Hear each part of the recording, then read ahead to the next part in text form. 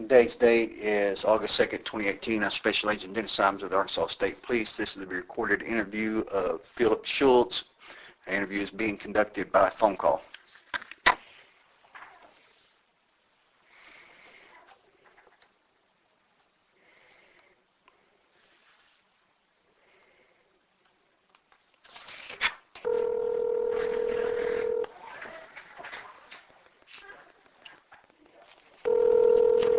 Time is 1:45.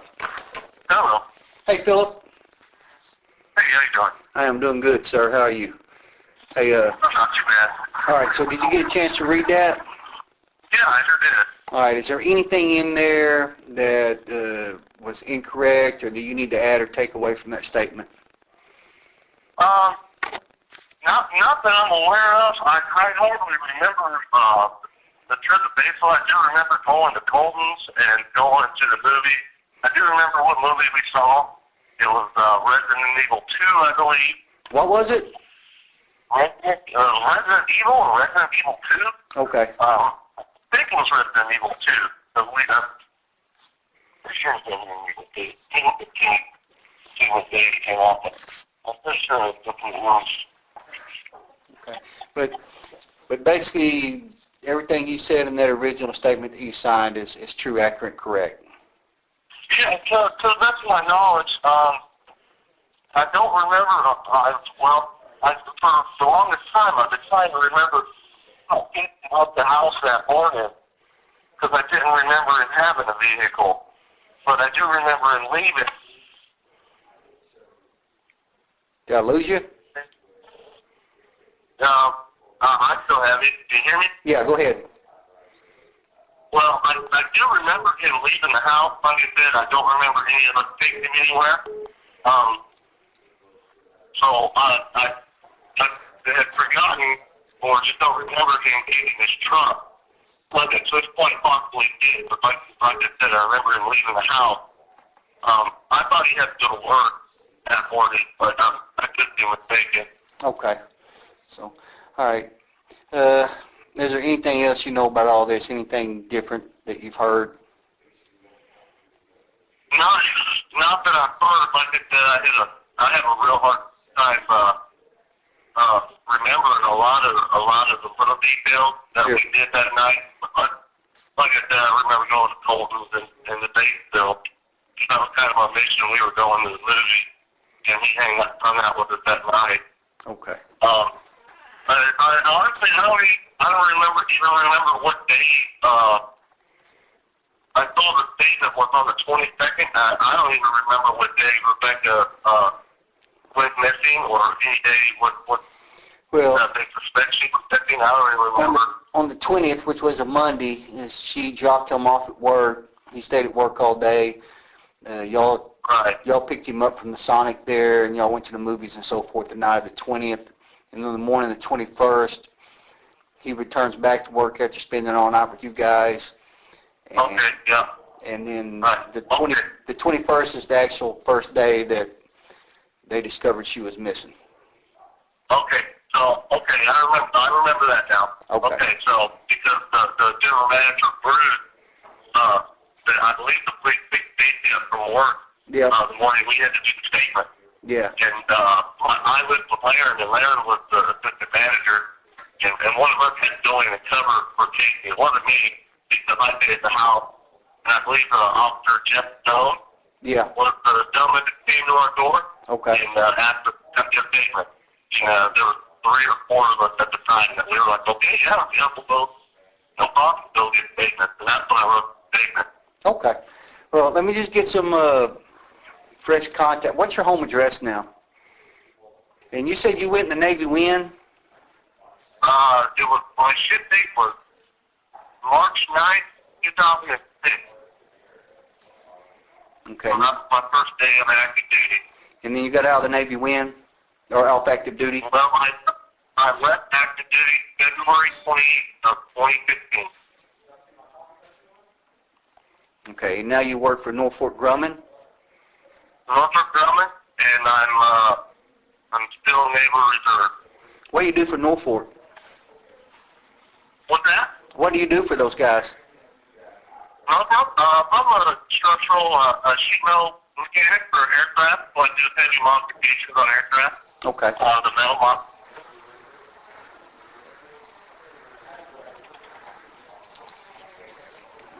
And this is a good cell phone number. Are there any other phone numbers that? No, this is the only phone number I have. I don't have a landline. Other than my wife's number, and she was going to tell you to call this one. What's her name? I bet it beats school. I bet it beats School of Infantry at Camp Lejeune. No. Well, hey, man, I appreciate you giving me a call back. I appreciate you taking a look at that statement.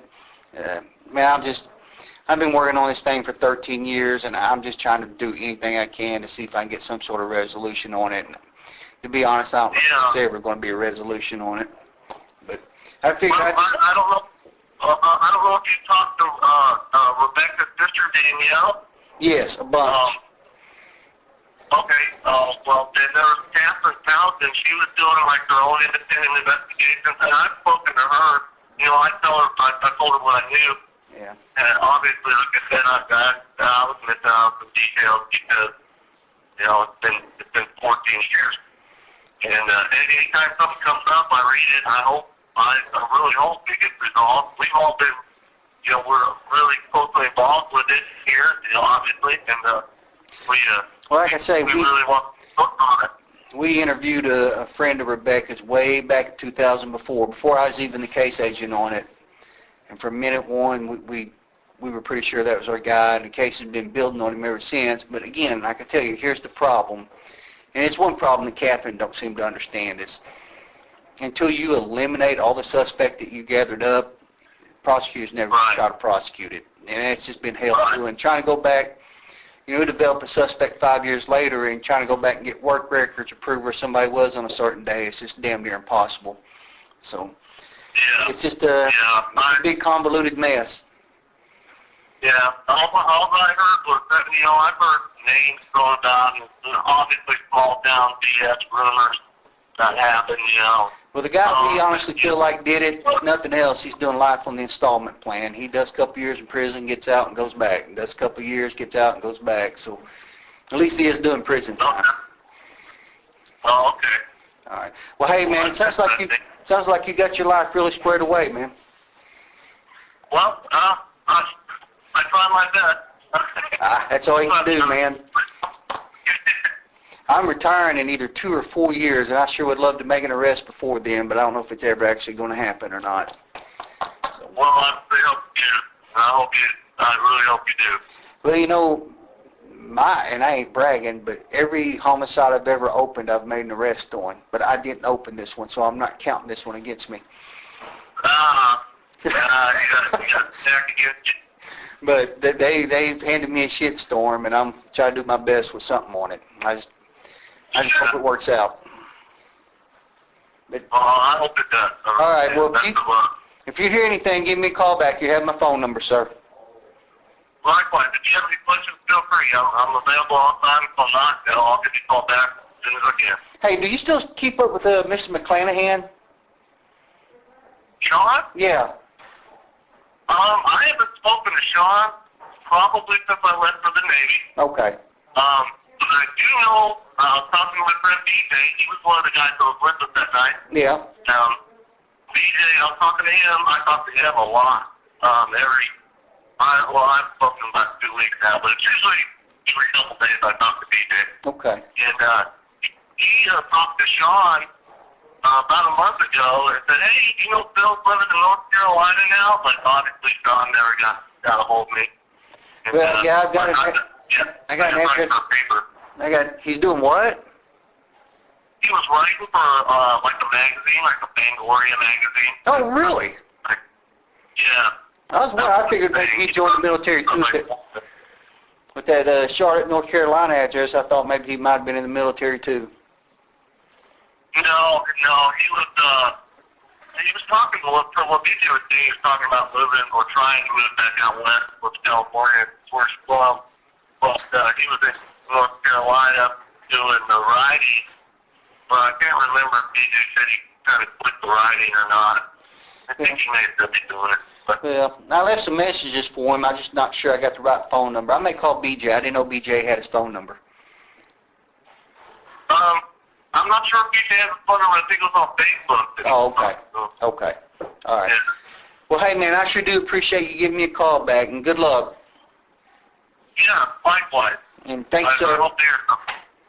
I appreciate it. Yeah, take care. Have a good day. Time is 1:56 p.m. Today's date is August 3rd, 2018. Special Agent Dennis Simons, Arkansas State Police. Time is 11:32 a.m. This will be a recorded interview of Larry McClure.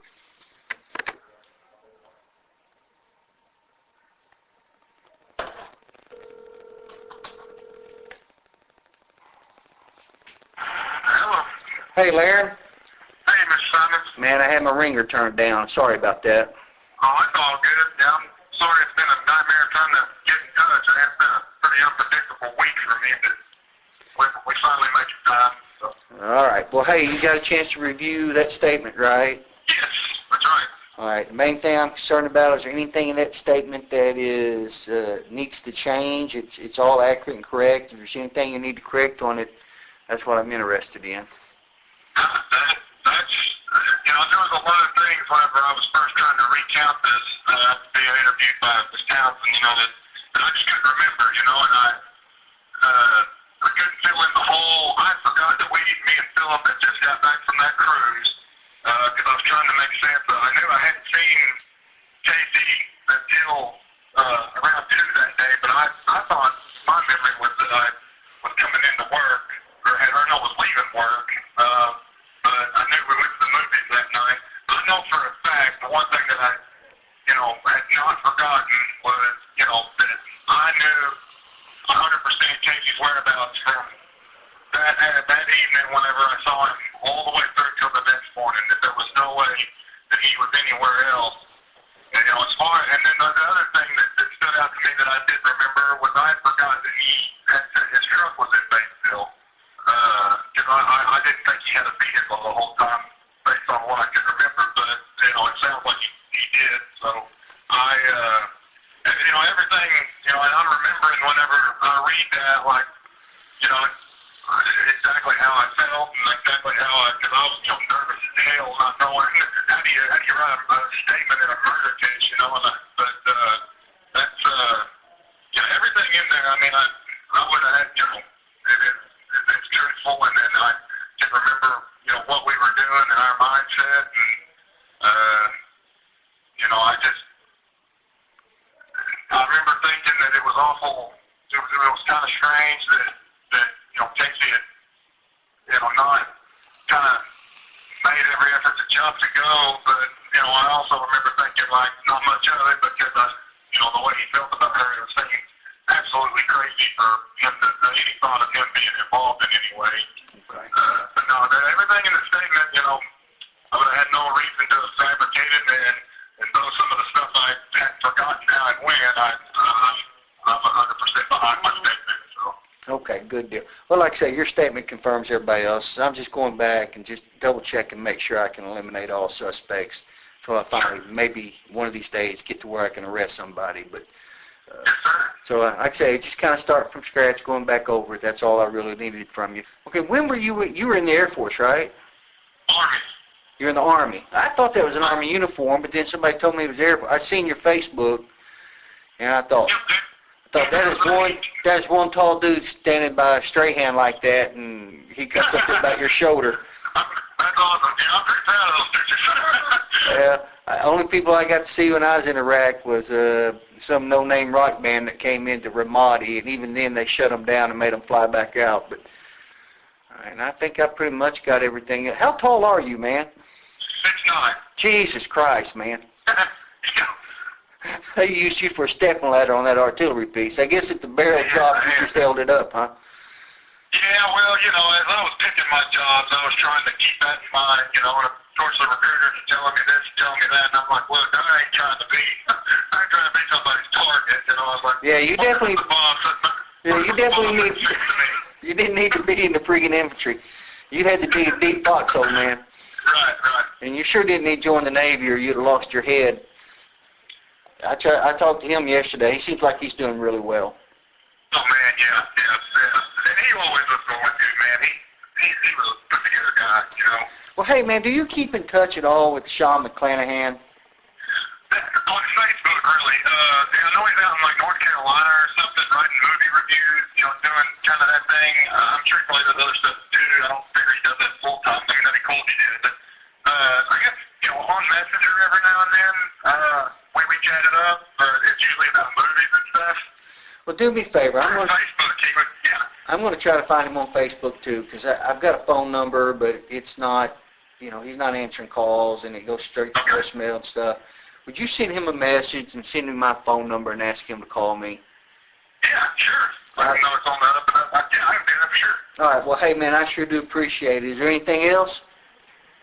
No, you know, if there's, just to tell you if there's anything else, I mean, I know it's been hard to nail me down this week, but, you know, just don't hesitate to call. I mean, like I told Catherine whenever, I was like, it is important to me to do whatever I can, you know. It's been such a long time for, you know, her father and them trying to get justice, and I guess Danielle's not in very good shape, so I've heard that. I haven't talked to her in a while, but I heard she was doing pretty bad health-wise.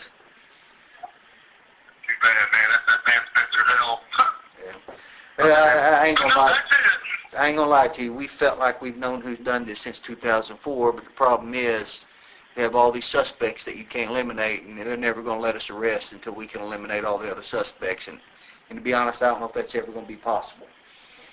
I hear you, man. I mean, that's what the problem is with time, and I know that, you know, that through the times that I've talked with Catherine Johnson, she's pretty sure it's Casey, and I'm like, well, you know, if it is, I want to know that, because if it is, he's lied to everybody, and he's dealt with this whole time, and he's made, you know, a fool out of all of it. And I was like, but I just don't see how, you know, I was like, either way, at this point, you're going to have to get somebody that consents to that, you know. I was like, there's so many people. We always felt like it was, you know, because she was coming from that group through Mountain View, you know, and I mean, we weren't perfect, you know, we saw a lot of weed, partied and stuff, but they were on that hard shit, and she was trying to break away from that, and we were always like, well, it's got to be something related to that, you know, because even Casey had said, like, had made a comment, like, yeah, she's trying to leave that world behind, you know, and get out of that, and I'm worried she's caught up, you know. Did you ever meet any of her friends from Mountain View? The only, the ex-boyfriend that was so, man, Justin, I think, he was so head over heels for her, like, you know, he was not the only one that I ever met, and then, of course, you know, the people that I knew from Sonic that had come from Mountain View, Bruce, Shipman, Teresa Apple, Jennifer Turner. Did you ever meet a guy named Chris Cantrell or J.B. Yates? No, but I tell you that, you know, Cantrell has a name, you know, his reputation was, you know, yeah. I knew his reputation. I never did meet him, but sounds like I'm, you know, glad I didn't.